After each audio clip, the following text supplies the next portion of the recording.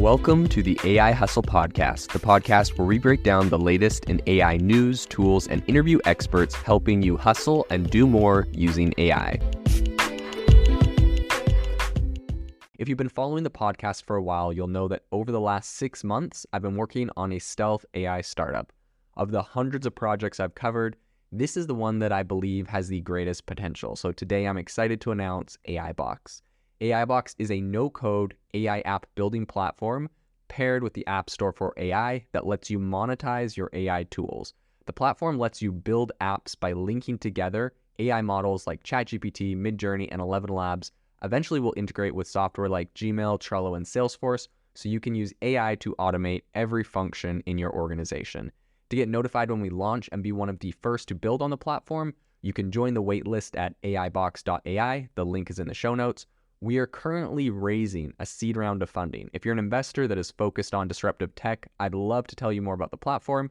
You can reach out to me at jaden@aibox.ai. I'll leave that email in the show notes. One area in AI in particular that has kind of got my attention that I think is really interesting is integrating. Of course, we're seeing a lot of ChatGPT integrated into software, different AI models integrated into software.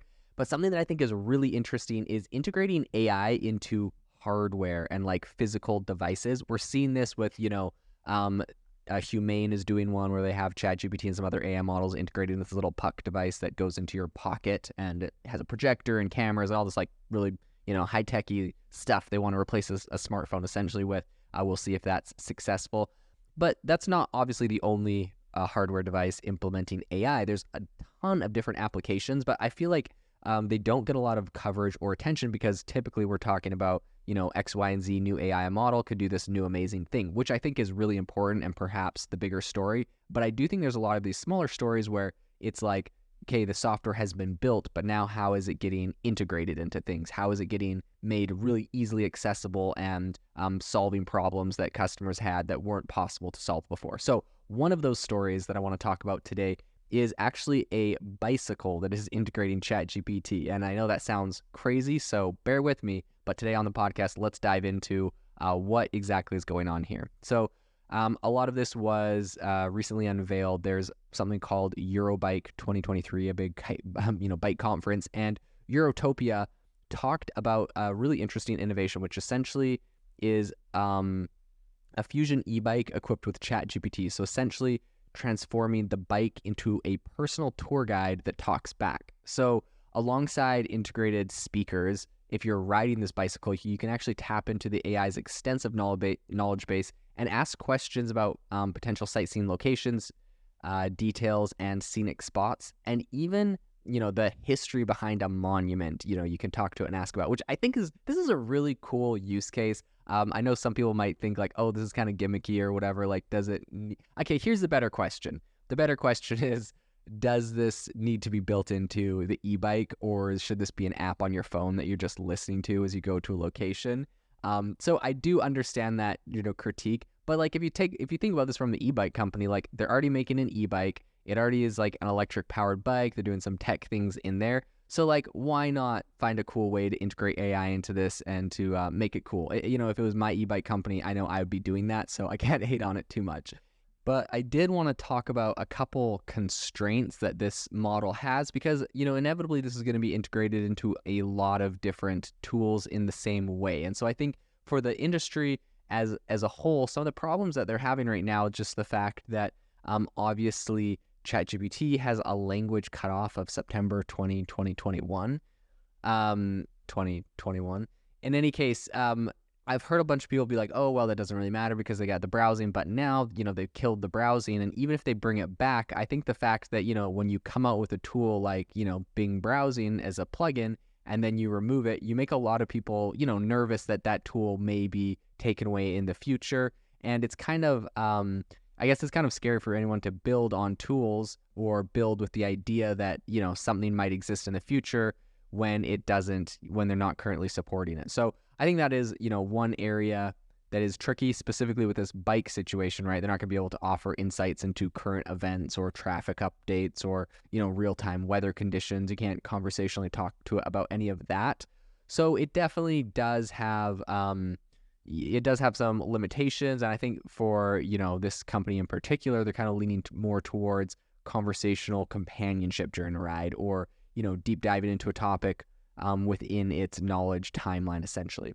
So I think, there's more to the Fusion than just its conversational AI. As the world's first ChatGPT integrated e-bike, they boast a suite of quote unquote proprietary tech, including GPS navigation, anti-theft measures, safety features for riding, and data recording capabilities. So obviously, this bike isn't just gonna try to sell itself as, we're a cool e-bike that integrates with ChatGPT. They're gonna have a whole bunch of other features that they're gonna try to integrate as well.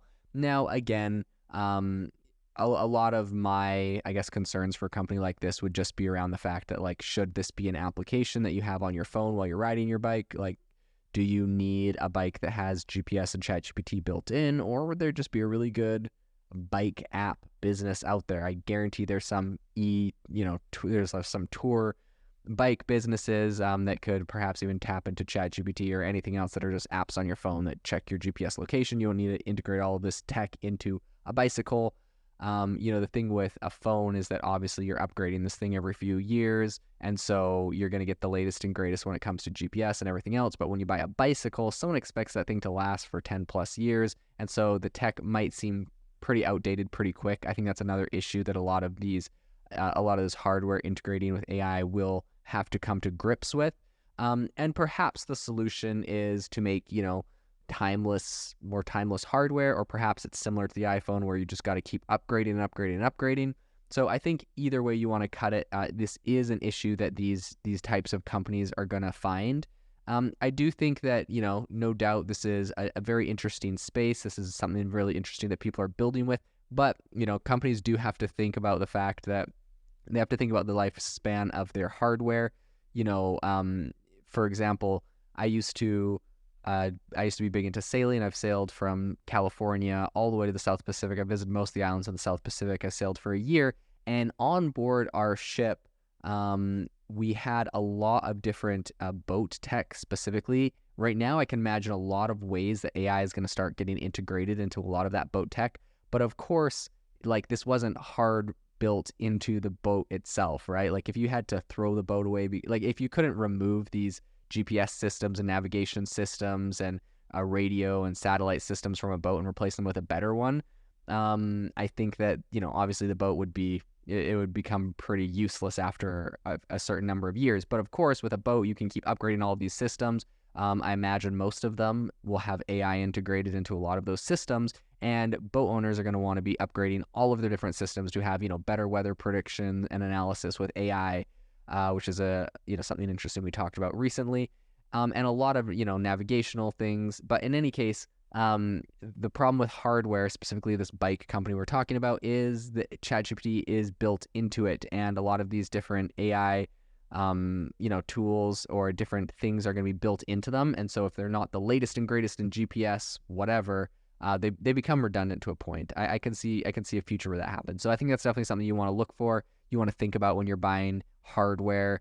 And I think that's the reason why you have to ask yourself the question, could this tool or feature built into my hardware be an application on my phone? Because you just know your phone's going to get updated, so it will get the latest and greatest and highest tech stuff that can help support that. But in any case, I think that this is a cool product, this is a cool space, and this is an important conversation to have now. And it'll be interesting to follow this company in the future. If you are looking for an innovative and creative community of people using ChatGPT, you need to join our ChatGPT creators community. I'll drop a link in the description to this podcast. We'd love to see you there, where we share tips and tricks of what is working in ChatGPT. It's a lot easier than a podcast, as you can see screenshots, you can share and comment on things that are currently working. So if this sounds interesting to you, check out the link in the comment. We'd love to have you in the community. Thanks for tuning in to the AI Hustle podcast. If you could do us a massive favor, we would really, really appreciate it if you could leave us a review wherever you get your podcasts. This helps people find the podcast. It helps people know this is a good place to go. And we would really, really appreciate it, as it helps us continue to bring on incredible guests and share incredible content for you to listen to.